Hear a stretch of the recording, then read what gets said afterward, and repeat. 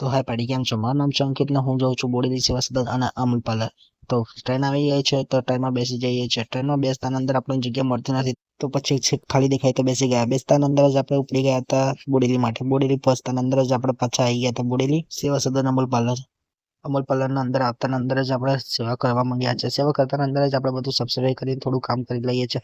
પછી મેં બનાવું છું કોફી. કોફી બનાવતા અંદર જ આપણે દેખી લઈએ કે કેવી સામગ્રી નખાય છે.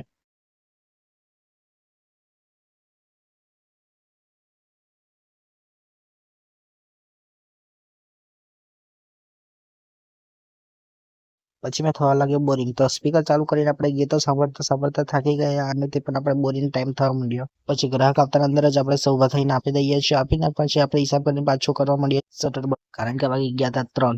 ટ્રેનનો ટાઈમ આવી ગયો હતો અને આપણે નીકળી ગયા હતા પાછા ટ્રેન બાજુ.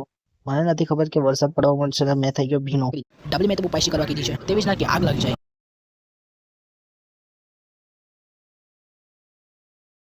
તો ડબલી તો તૈયાર થઈ ગઈ છે તો ટેસ્ટમાં ઓહો બહુ જ સ્પાઇસી.